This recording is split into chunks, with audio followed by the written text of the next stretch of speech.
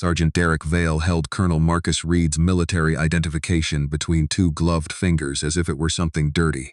He glanced from the photograph to Marcus's face, then to the silver eagles on his uniform, and laughed. "A colonel," Vale said loudly enough for the waiting drivers to hear. "You expect us to believe that?" Marcus stood beside his government SUV at Camp Meridian's east gate, one palm on the roof. Marines in the traffic line watched through windshields, but he kept his voice measured. "Run the verification number on the back." Vale dropped the card onto the pavement. The young sentry, Lance Corporal Eli Navarro, flinched. Marcus's photograph matched. The holographic seal shifted correctly in the sunlight. Even the edge pattern looked right. Surgeon Navarro said carefully, "I can verify it at Terminal 2. Vale planted a boot over the card. "You can follow instructions." Marcus looked toward a white civilian freight truck idling in the inspection lane. The rear seal was blue, though its movement order displayed a red priority stripe. Marcus had spent 2 years rebuilding access procedures after equipment disappeared from overseas depots. Mismatched colors were rarely innocent. "Hold that truck," Marcus said. Vale's expression changed for half a second. "Get on your knees. Verify my identity and stop that vehicle." Vale seized Marcus's wrist and twisted his arm behind him. Pain cut through Marcus's shoulder as he was forced down onto the rough concrete. A phone rose behind one windshield. Vale pointed toward the driver, and another guard ordered every device lowered. Marcus could have announced why he had arrived before the command briefing. Only 3 people knew he was leading an unannounced review of the base's access system. He believed the chain of command deserved the first chance to correct its own failures. Revealing the inspection could compromise months of preparation. So he made the choice he would later wish he had not made. He stayed silent. Vale pulled one handcuff tight around his right wrist. At the attempt unauthorized entry by an impersonator, he said into his radio, "Possible stolen uniform and credentials." Navarro stared at the ID beneath Vale's boot. "Sir, the number." "I said no." Vale released Marcus long enough to enter his personal code at Terminal 1. His body blocked the screen, but Marcus heard 2 rapid confirmation tones instead of 1. The freight truck began rolling toward the inner barrier. "Navarro," Marcus said sharper now. "Read the final 6 digits, do it before that truck clears." The young Marine bent toward the card. Vale shoved him back. Every signal above the gate turned red. Steel barriers punched upward in front of the truck and behind the waiting convoy. A heavy blast gate started sliding across the outbound road. Sirens rolled over Camp Meridian, low at first, then rising into the base-wide security warning that stopped aircraft movement, sealed armories, and froze every vehicle at its current checkpoint. Terminal 1 flashed a command message in white letters against a red field. "Prawn compromise detect. Session active at multiple sector locations." Vale stared at the screen. Navarro stared at Vale's hand still resting beside the keypad. Marcus rose as far as the handcuff allowed and saw the credential identifier beneath the warning. It was not his number. Belonged to Sergeant Derek Vale. Vale recovered first. He yanked Marcus upright, tightened the second cuff, and drew him away from the terminal before Navarro could read another line. "Suspect is in custody." Vale barked into the radio. "Remove him from the gate immediately and seize everything in his vehicle." 2 response officers guided Marcus toward the gatehouse. One carried his phone and wallet in a property bag. The other pushed his injured right arm whenever he slowed. Behind them, the white freight truck sat trapped between raised barriers. Its driver had lowered the visor over his face. Navarro remained beside Terminal 1, but Vale ordered him away from the screen and took control of the checkpoint radio. The detainee's fraudulent credential triggered the lockdown, Vale announced. "East Gate requires isolation until counterintelligence clears the scene." Marcus heard the lie become official language before the gatehouse door closed. They placed him in a windowless interview room with a steel table bolted to the floor. His cuffs were secured to a ring at its edge. When he shifted, pain traveled from his shoulder into his neck. That morning had begun in the kitchen with his wife, Camille. Their teenage daughter's scholarship acceptance letter stood beside the fruit bowl. Marcus had promised to be home for dinner, with no mission taking priority over his family. Camille had smiled as if she wanted to believe him.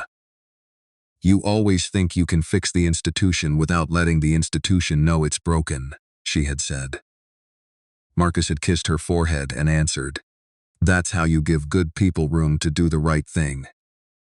Now his phone sat outside in a plastic bag, and he could not tell her where he was. For 18 months, Marcus had commanded Camp Meridian's logistics readiness group. He knew SEAL colors, freight weights, access codes, and the shortcuts that became expensive disasters.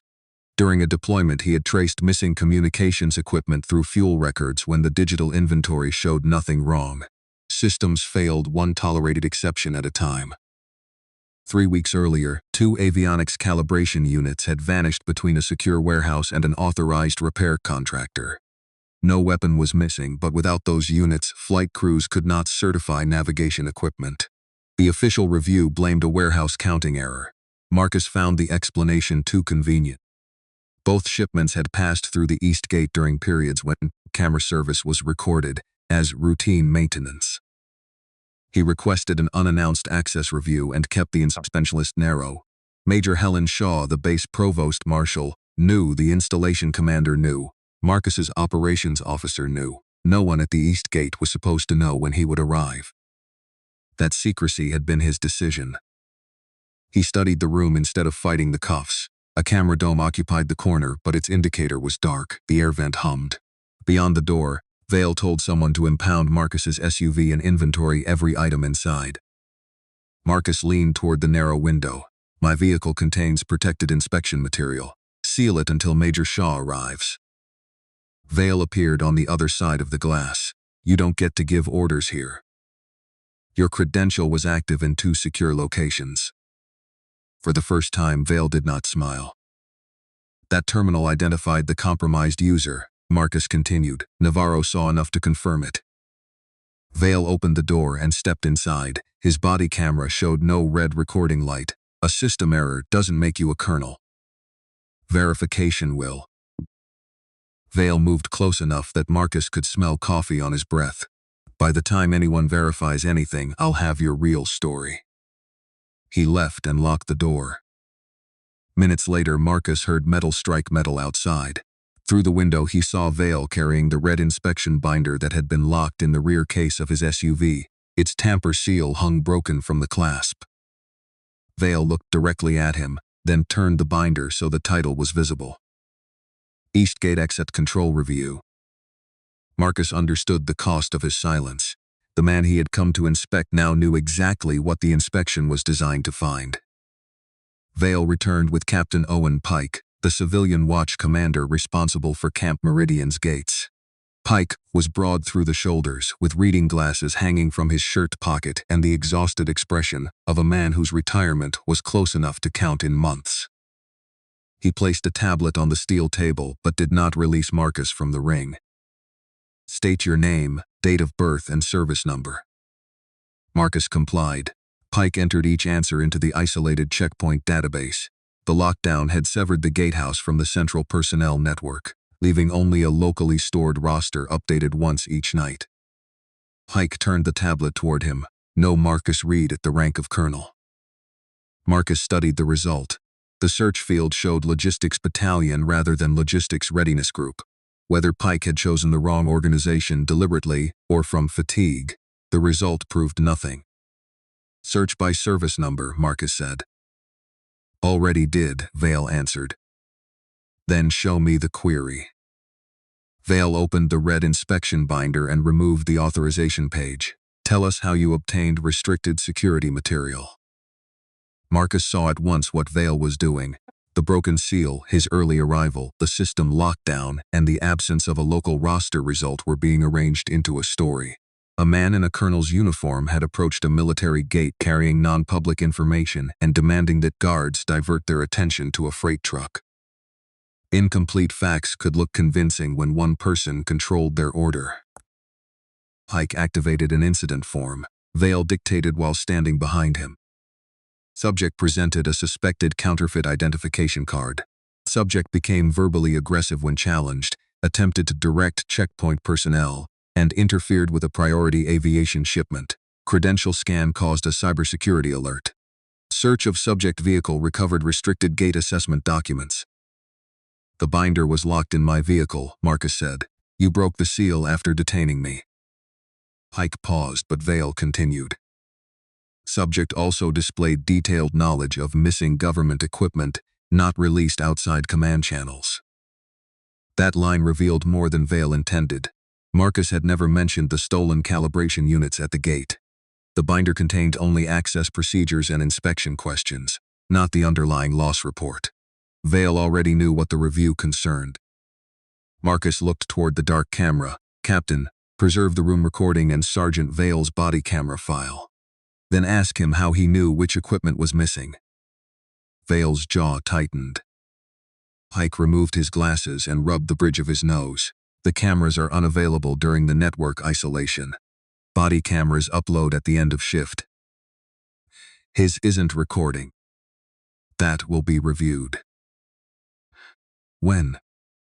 Pike did not answer. Outside, a radio transmission crackled through the wall. An operations controller ordered all trapped vehicles to remain untouched until an incident team arrived. Vale stepped into the corridor and lowered his voice, but Marcus could still hear him. Move the Halden truck into the covered inspection bay, Vale said. Its refrigeration unit can't sit in the sun. The driver protested through the radio. That wasn't the plan. You said I'd be through before the review. Silence followed. Vale noticed Marcus watching through the narrow window and shut the interview room door. Marcus replayed the sentence. Before the review, the driver had known an inspection was coming, and Vale had promised to move him ahead of it. The truck was not an accidental witness to the confrontation. It was the reason the confrontation had escalated. Pike stared at the closed door. For a moment, Marcus thought the captain might finally question what he was hearing. Instead, Pike finished the incident form and checked the box authorizing temporary detention for suspected unlawful entry and possession of restricted material. Major Shaw will straighten this out, Marcus said. Major Shaw is coordinating the lockdown from the central command post, Pike replied. No calls enter or leave until the credential breach is contained. Vale came back carrying Marcus's ID inside an evidence envelope. The card had a fresh crack through the embedded chip. Damaged during recovery, he said. Navarro appeared behind him. Captain, that card wasn't cracked when I saw it. Vale turned slowly. Were you asked for a statement, Lance Corporal? Navarro's face reddened, but he held his ground. No, Sergeant. Then return to your post. Pike looked from the damaged card to the young Marine. He still said nothing. Vale sealed the envelope and signed across the flap as both the recovering officer and the evidence custodian. Then he ordered Marcus transferred to the base holding facility before the central network came back online. The transport van left the east gate through streets emptied by the lockdown. Marcus sat behind a steel partition, each turn pulling at his right shoulder. Through the narrow rear window, he saw the covered inspection bay open. Vale directed the white Halden truck inside, beyond the sightline of drivers still trapped at the gate. The door descended behind it. The holding facility, an intake officer photographed Marcus and recorded him as an unidentified civilian suspect. His name entered the system as Vale had written it. Read Marcus. Claimed rank, Colonel. Suspected military impersonation. They removed his belt, ribbons, nameplate, and silver eagles. Each item landed in a gray property tray. The intake officer hesitated before lifting the rank insignia from the uniform. These aren't costume pieces, Marcus said. I inventory what they give me. Then inventory the condition of my wrist and shoulder too. A medic examined him in a tiled room. The right shoulder was strained but not dislocated. There was bruising along the upper arm and a raw band around his wrist where Vale had tightened the cuff. The medic recommended an X-ray if the numbness in Marcus's fingers continued. The escorting officer declined transport to the base clinic. Security hold. No movement until the lockdown clears. Marcus asked the medic to record the refusal. She did quietly on the treatment form. By then, Vale's version had begun moving faster than Marcus could. An internal security bulletin described a man in a Marine colonel's uniform who had attempted to enter Camp Meridian with a counterfeit credential and restricted checkpoint documents. It did not mention Vale's duplicate login. The Halden truck, the broken vehicle seal or Navarro's objection. A driver had captured 11 seconds before lowering his phone. The clip showed Marcus on his knees beneath Vale, but began after the ID was thrown down. Shared without context, it made Marcus look like an intruder. Someone copied the bulletin into the caption. By noon, Camille had seen it. Marcus learned that when a detention clerk offered him one monitored call, the central network remained restricted, and the clerk warned that he could speak for only 3 minutes. Major Shaw's secure office number was written on the inside cover of the inspection binder, now controlled by Vale. Marcus knew the command post number from memory. He also knew his wife would be watching strangers call him a criminal.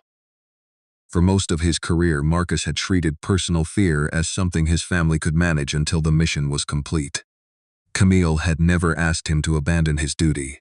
She had only asked not to learn about his danger from someone else. He called home. She answered before the first ring had finished. "Marcus, where are you?" "I'm inside the base holding facility. I'm hurt, but I'm stable." Her breath caught. "They're saying you're an impostor. Your daughter saw the video at school." He closed his eyes. "Tell her the video doesn't show what happened." "Then tell me what happened."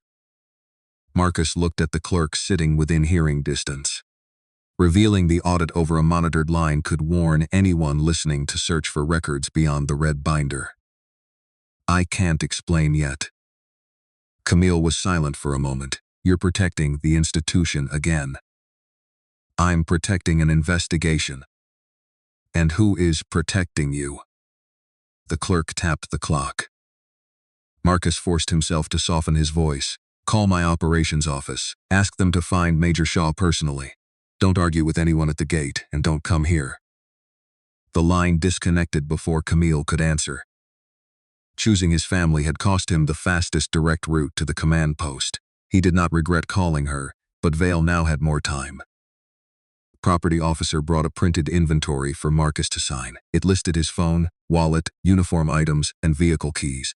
The red inspection binder was absent, so was the evidence envelope containing his damaged identification card. "This inventory is incomplete," Marcus said. "Those items were retained at the scene." "Under whose custody?" The officer pointed at the signature line, "Sign or refuse." Marcus took the pen with his left hand. Across the bottom of the form, he wrote that the sealed inspection binder and military identification were missing from the transferred property. He added that Sergeant Vale had handled both after becoming the subject of the credential alert. The officer frowned. "You can't write all that there." "I just did." He signed beneath it and requested a copy. The officer refused, folded the form, and placed it in a file. Minutes later, the cell door shut behind Marcus. His uniform had been replaced with plain detention clothing. His shoulder throbbed, and his name was spreading online beside the word impostor. Vale controlled the binder, the card, and the first official report. Marcus had lost the protection of rank, access, and appearance. What remained was procedure, and this time he would force every person who ignored it to leave a trace. The cell door opened less than an hour later. Major Helen Shaw stood outside in field uniform. Her expression controlled so tightly that Marcus could not tell whether she was angrier at his arrest or at the crisis unfolding under her authority. Beside her, Captain Pike held the tablet from the gatehouse. "Stand down the restraints," Shaw ordered. The guard unlocked Marcus's cuffs. Shaw inspected the bruising on his wrist and the way he guarded his shoulder, then turned to Pike. "Tell Colonel Reed why your roster search failed." Pike swallowed. "I searched the wrong organizational field. The service number query was never completed." "Because?"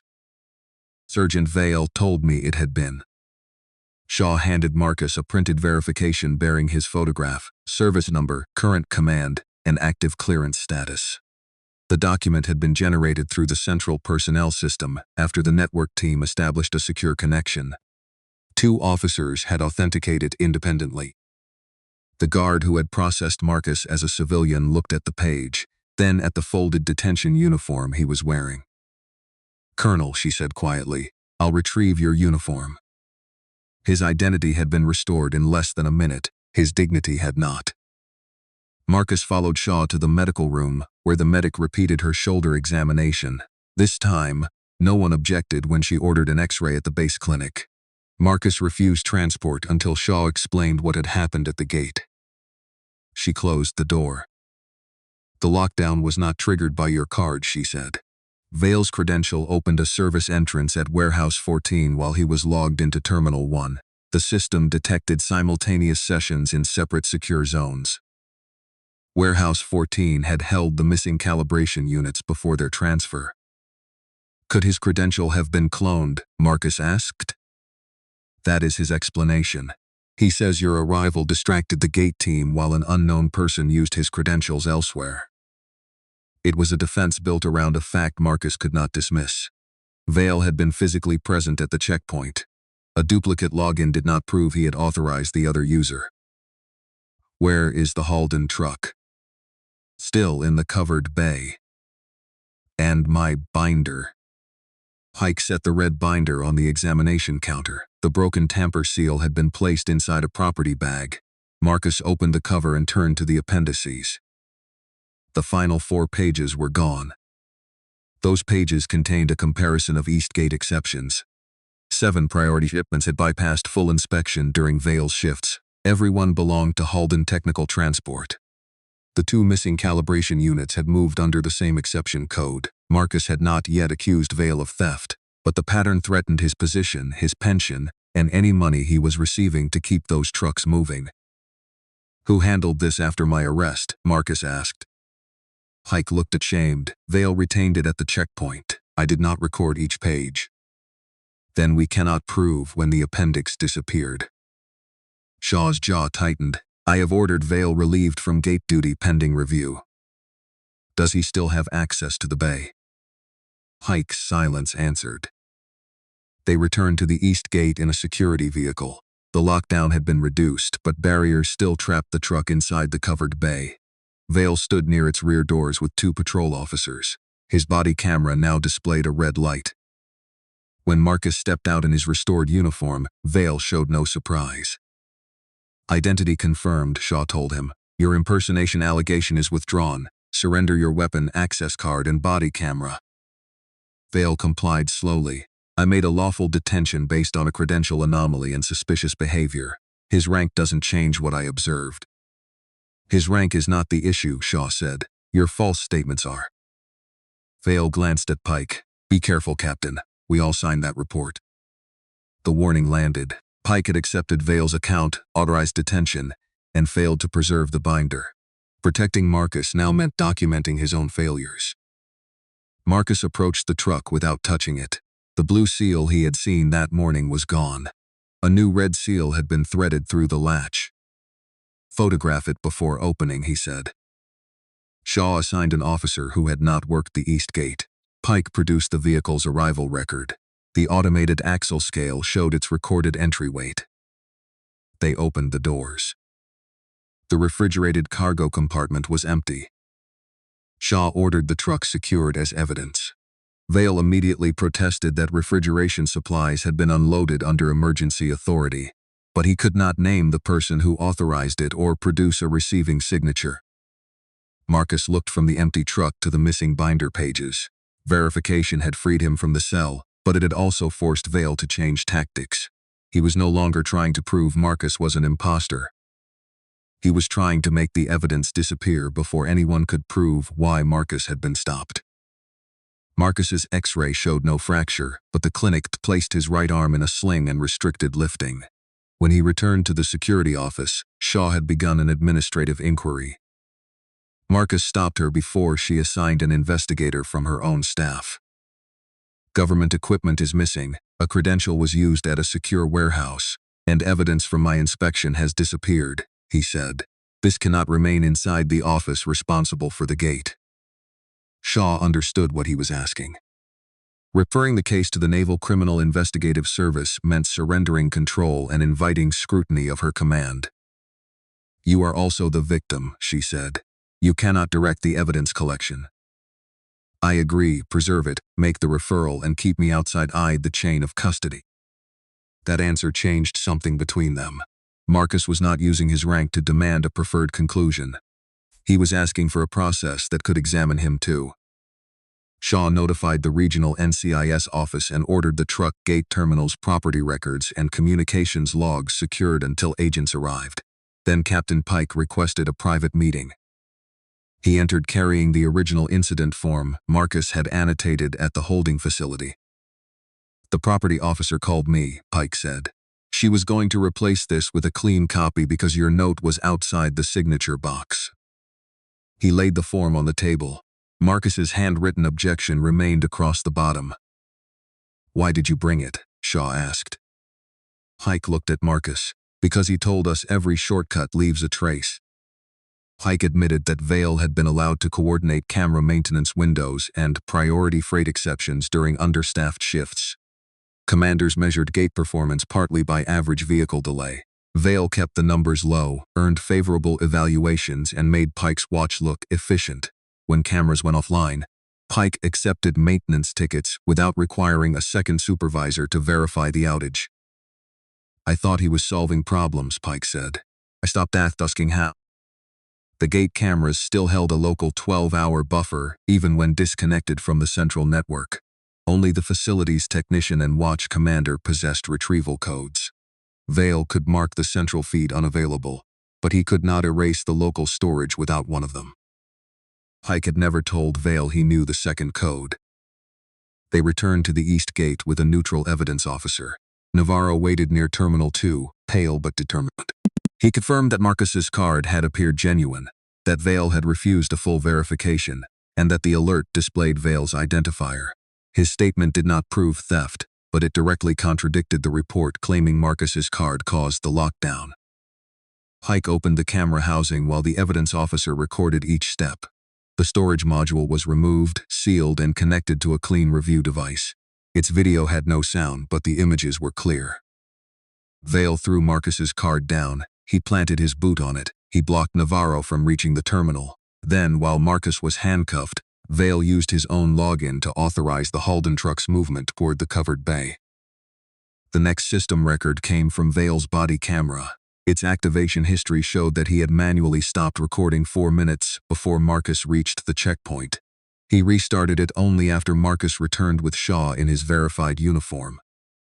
Vale could argue battery concerns or operational discretion. He could not argue that the shutdown was caused by the lockdown.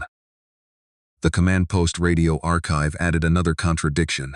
It preserved Vale's order to move the truck and the driver's reply that Vale had promised passage before the review. The recording did not establish what the driver knew, but it showed that Vale's report had omitted a material exchange. Pike listened twice, then he requested a blank statement form.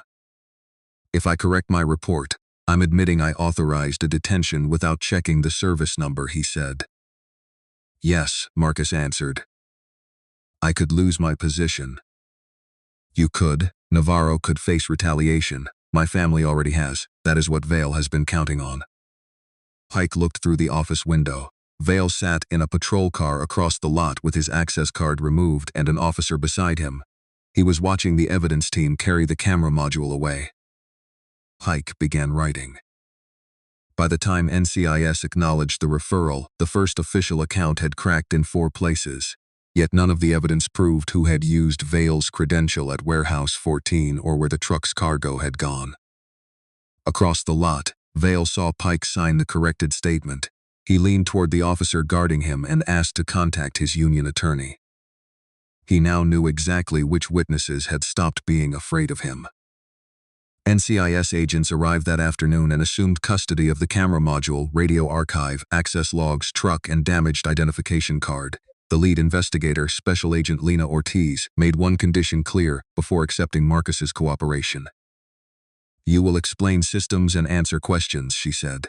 "You will not select witnesses, direct searches, or contact Sergeant Vale." Marcus agreed. The boundary protected the case from any claim that a colonel had used command authority to manufacture evidence against a subordinate officer.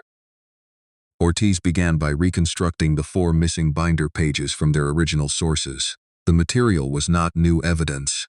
Marcus had created the appendix from archived gate transactions, freight records, and camera maintenance tickets already stored on separate government servers.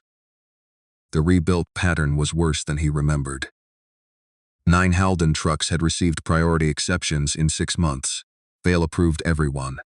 7 passed during central camera outages that he had scheduled. 4 entered heavier than they left, yet no unloading receipt identified where the difference went. The 2 missing calibration units matched the combined weight range from one of those unexplained changes. Pattern is not a conviction, Ortiz reminded the room.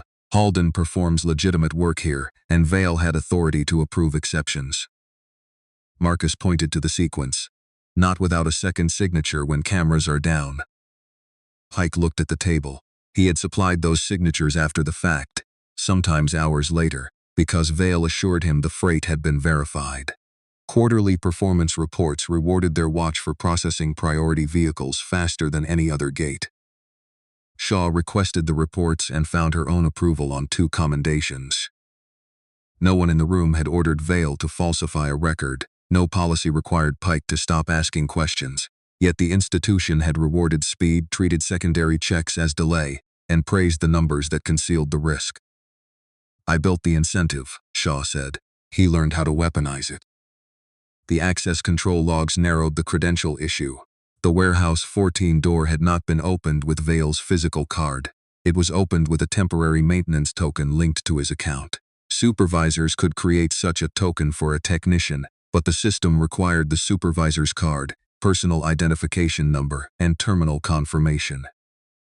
Vale's attorney argued that someone had observed his code and used his unattended card. It was possible. Vale had appeared at Terminal 1 during the alert, which meant he could not have opened the warehouse door himself. The logs proved access and opportunity. They did not yet prove permission or intent. The truck driver was identified as Caleb Dunn, a Halden employee who had driven 6 of the 9 exception loads. Ortiz interviewed him with counsel present. Dunn admitted making the radio statement about getting through before the review, but claimed Vale had merely warned him of traffic delays. He said the truck had carried refrigerated diagnostic supplies that morning and that unknown warehouse workers unloaded them inside the covered bay. There was no receiving signature and the truck's internal camera had supposedly failed. Dunn refused to identify the workers. After the interview, Ortiz summarized the problem. We can show Vale lied about Colonel Reed's credential. We can show he disabled his body camera, moved Dunn's truck, omitted the radio exchange, controlled earlier exceptions, and had access to the token system. We still cannot show that he gave anyone the token or knew stolen equipment was inside those loads. That missing connection separated administrative misconduct from a provable theft conspiracy. Marcus returned home after dark with his arm in a sling. Camille opened the door but did not embrace him immediately. Their daughter had locked herself in her room after classmates circulated the arrest clip. They corrected the bulletin inside the base, Marcus said. The internet didn't receive the correction. Camille showed him the messages on her phone. Some called him a fraud. Others claimed his rank had protected him from consequences. A local commentator had frozen the video on the moment. Vale forced him down and asked why an innocent man would resist a gate officer. Marcus started to explain the investigation, then stopped. Camille did not need another operational briefing. I should have told you sooner that something was wrong at the base, he said. I kept believing silence protected good people. Today it protected the man doing harm. Her expression softened, but the hurt remained. Then don't make that mistake with us again. The next morning, Marcus gave Ortiz permission to release a limited statement confirming his identity and the withdrawal of the impersonation allegation. He wanted to name Vale and describe the evidence. Ortiz refused because public details could contaminate Dunn's testimony and reveal what investigators still needed. Marcus accepted the restriction, though it left his family exposed to the false story. Before he left, Ortiz showed him the final frame recovered from the gate camera. As the truck entered the covered bay, Vale raised 2 fingers toward Dunn. Dunn answered with the same signal. Suggested coordination, but gestures could be explained away. We have the pattern, Ortiz said. We have the suppression. What we do not have is proof of what that signal meant. Until one of the men broke from the other, Vale could still claim every suspicious act was an innocent response to a security emergency. Vale's union attorney filed an emergency grievance alleging that Shaw had suspended Vale without due process and that Marcus had used his rank to direct witnesses, seize records, and convert a security mistake into personal retaliation. The grievance attacked every weakness in the case. Pike had opened the camera housing before NCIS arrived. He signed the original report, then corrected it after Marcus challenged him. Navarro answered to officers who supported Marcus. Several people had handled the damaged card. No photograph existed of the truck's original blue seal. Vale's attorney also released selected portions of the Silent Gate video. One clip showed Marcus refusing to kneel. Another showed him pointing toward the Halden truck. Without audio, the attorney described those gestures as aggression from an unknown man attempting to redirect security personnel during a credential alert. Within hours, the online story changed. Marcus was no longer merely called an impostor. He was accused of being an entitled officer who expected his rank to excuse noncompliance. Vale gave no public interview, but his attorney spoke for him. Sergeant Vale detained a person whose identity could not be confirmed during a genuine cybersecurity breach. When that person proved to be a senior officer, the command punished the sergeant for applying the same rules to everyone. It was a powerful defense because it transformed bias into fairness and obstruction into caution. The union demanded Vale's reinstatement, exclusion of Pike's corrected statement, and an independent review of Marcus's conduct. Under the civilian employment agreement, Shaw could keep Vale away from armed duty temporarily, but a formal hearing had to be scheduled if the suspension continued. The installation commander placed Marcus on administrative leave. The order cited his status as complainant, witness, and commander, which created an appearance of influence over employees who might testify. Marcus understood the reasoning. That did not lessen the cost. He packed his office while officers he had mentored avoided looking through the open door. His daughter's scholarship ceremony was 2 days away, and Camille had asked him to attend without uniform, so the family would not become another photograph in the argument. For the first time in his career, Marcus considered issuing a public statement without approval. He could explain the damaged card, the disabled body camera, and the empty truck in less than 5 minutes. Ortiz warned him that doing so would reveal the limits of the investigation and allow Vale and Dunn to align their explanations. Silence helped Vale at the gate, Marcus said. Strategic silence is different from institutional concealment, Ortiz replied.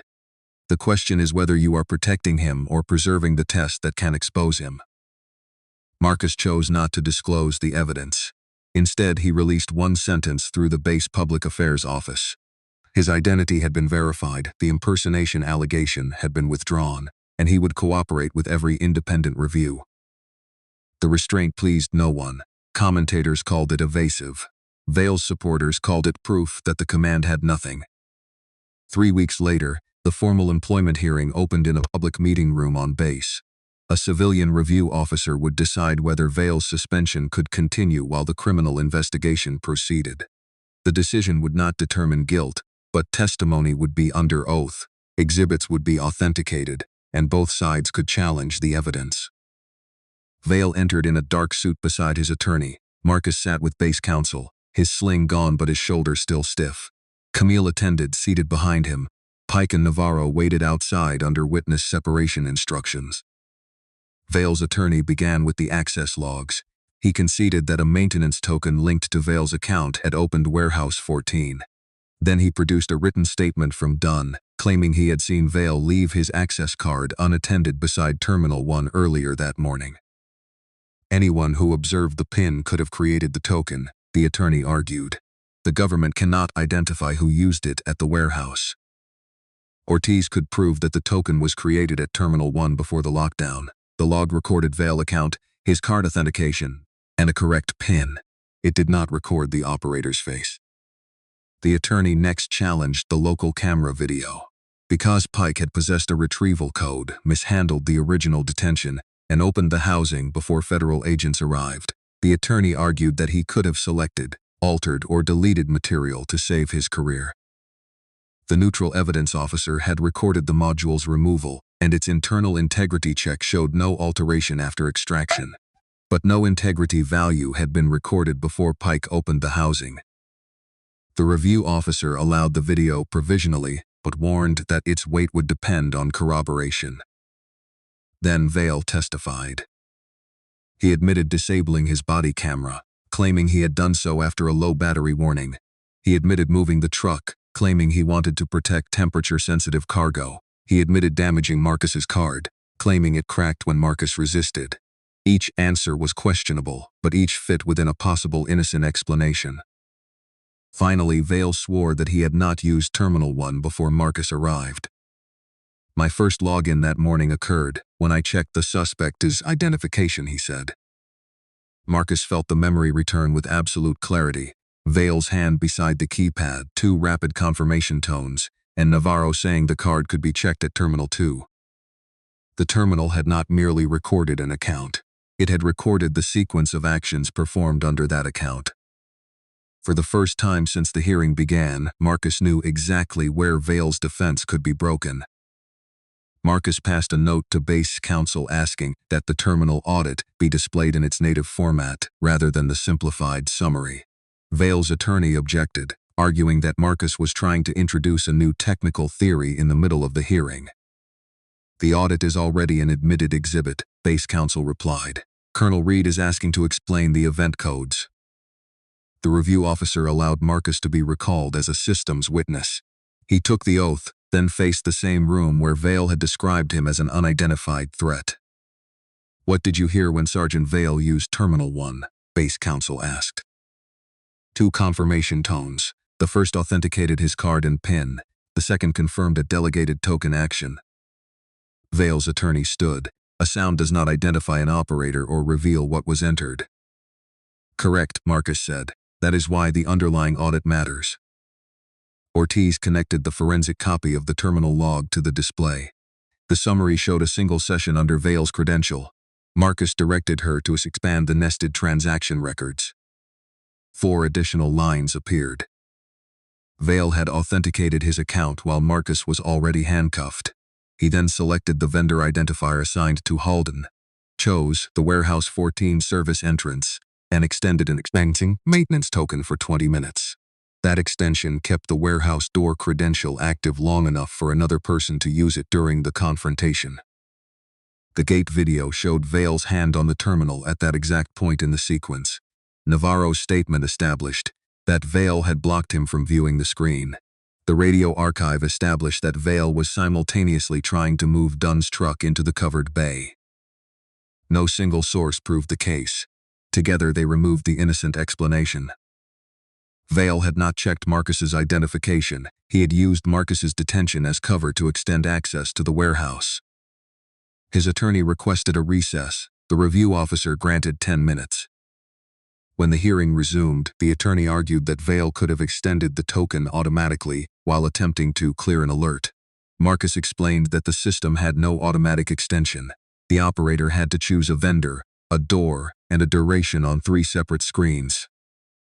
Ortiz authenticated the permission structure through the access manual stored with the system records.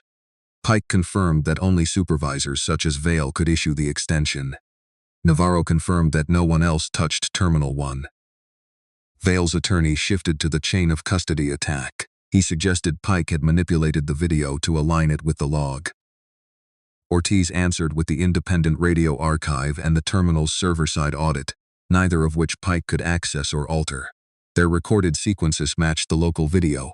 Vale moved to the terminal, entered the transaction, blocked Navarro, and then ordered the truck into the bay. The attorney called Dunn again.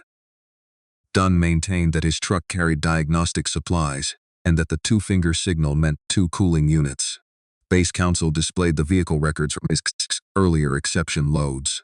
On each trip, the automated scale showed an unexplained weight reduction after Vale approved movement during a camera outage. Did Sergeant Vale issue maintenance tokens on those dates? Counsel asked Ortiz. Yes, the same vendor and warehouse identifiers appear in each audit. Dunn looked toward Vale. Vale did not return the glance. Were unknown workers responsible every time? Dunn's attorney instructed him not to answer further. The refusal was not a confession and could not establish guilt by itself. It did, however, end Dunn's effort to provide an innocent narrative under oath. Marcus then testified about the blue seal, the mismatched movement order, and the missing binder pages. He did not exaggerate what he could prove. He acknowledged that no photograph captured the original seal, and that he could not identify who removed the cargo inside the bay. "Then you cannot prove Sergeant Vale stole anything," the attorney said. "Not from my observation alone," Marcus replied. "I can prove he lied about my card, extended a warehouse token while detaining me, disabled his camera before I arrived, moved the connected truck out of public view, omitted the driver's statement, and handled the pages documenting the same pattern before they disappeared. The investigators will determine the charge. This hearing determines whether his explanations are credible." The room remained silent. There was no applause, only the clicking of reporters' keyboards and the review officer organizing her notes. She ruled that Vale's suspension would remain in effect. The order found substantial evidence that he had made false statements, violated access control rules, interfered with evidence preservation, and used unreasonable force after refusing readily available verification. She referred his sworn testimony for review but made clear that criminal guilt belonged to a court. The installation commander immediately issued a public correction, withdrawing every allegation against Marcus. The correction included the verified sequence from the gate, not merely his rank. Outside the hearing room, reporters called Marcus's name. He stopped beside Camille but did not declare victory.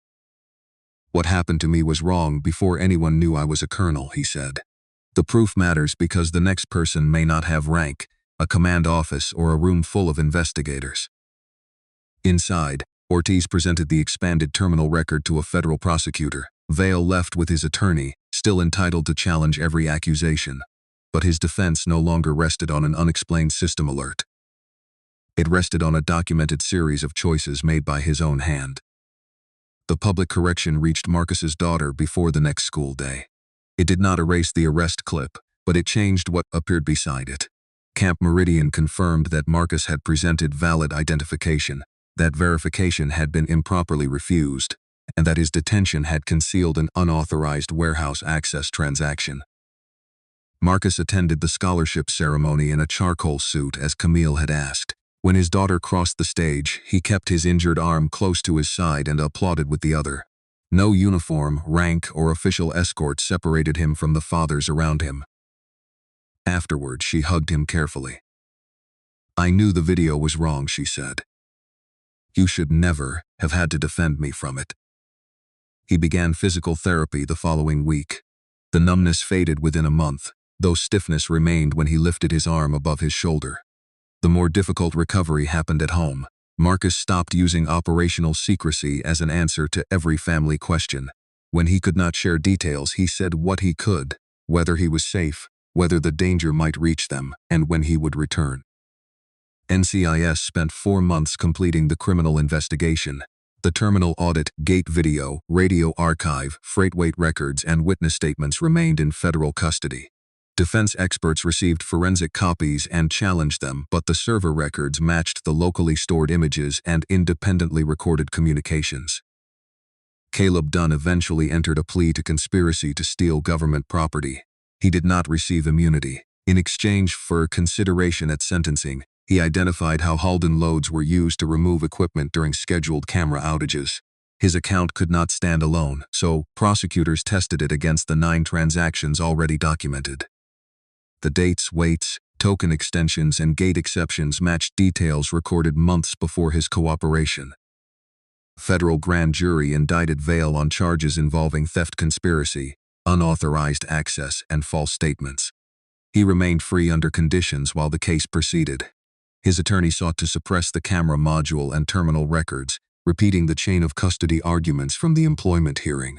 After expert testimony, the court admitted them. Vale later pleaded guilty to conspiracy and false statements rather than face trial on every count. The judge imposed a prison term measured in years, restitution for the unrecovered equipment, and a prohibition on federal law enforcement employment. The sentence was not for mocking an identification card. It was for the documented scheme the mockery had helped him protect. The administrative process moved on a separate timeline. Vale received notice of the allegations, access to the evidence, union representation, and a termination hearing. Camp Meridian dismissed him for falsifying reports, misusing access authority, unreasonable force, and interfering with evidence preservation. His grievance challenging the dismissal was denied. Pike was not treated as either a mastermind or a hero. An independent review found that his failure to verify Marcus's service number, his careless approval of freight exceptions, and his poor evidence handling had enabled Vale. He accepted a demotion and completed his final year away from gate supervision. His corrected statement and preservation of Marcus's annotated property form were noted, but they did not erase what he had failed to do. Navarro remained at Camp Meridian. Shaw placed a written anti-retaliation order in his file, and later commended him for challenging an improper command while maintaining checkpoint discipline. He told Marcus he did not feel brave that morning. "I almost stayed quiet," Navarro admitted. "Courage usually begins there," Marcus said, "before you decide which voice wins." Shaw accepted formal responsibility for the performance system that had rewarded speed without measuring compliance. She retained her position after the review, but received a command reprimand and was required to implement the corrective plan under outside inspection. Priority freight exceptions now required 2 independently authenticated approvals. Camera maintenance could no longer be scheduled by the same watch that benefited from reduced delays. Local video buffers copied automatically to an off-site security server, and no officer involved in an incident could serve as the sole custodian of related evidence. Detention bulletins required a documented correction through the same distribution channels whenever their central allegation was withdrawn. The base also removed average processing speed as a standalone performance measure. Delays still mattered, but so did completed inspections, supervisor verification, complaint review, and unexplained equipment movement. The changes made the gates slightly slower. Shaw defended that result at every quarterly meeting. Marcus was cleared of misconduct and returned to command after 7 weeks. He declined a private ceremony. Instead, he asked for the complete findings about his detention to be included in access control training for every officer and sentry on base. He also changed how he led. Problems could still be investigated discreetly, but no supervisor received private control over the records used to judge that supervisor's conduct. Junior personnel were given protected reporting channels outside their direct chain. Marcus had once believed institutions corrected themselves when leaders gave good people quiet room to act. He now understood that good people also needed visible rules, independent records, and permission to speak before silence became complicity. Nearly a year after the arrest, Marcus drove to the East Gate before sunrise. The covered bay had new cameras, the terminals had dual authentication screens, and a different freight team inspected a Halden successor truck in full view. Navarro stood in the verification lane, now training a newly assigned sentry. Marcus lowered his window and handed over his military identification. The new sentry compared the photograph, scanned the chip, and checked the service number without rushing. She did not recognize Marcus until his verified record appeared. "Good morning, Colonel," she said, returning the card. Marcus looked at Navarro, then at the young Marine holding his identification with care. "Good check," he said. The barrier rose and Marcus drove onto Camp Meridian with his card resting safely in his hand.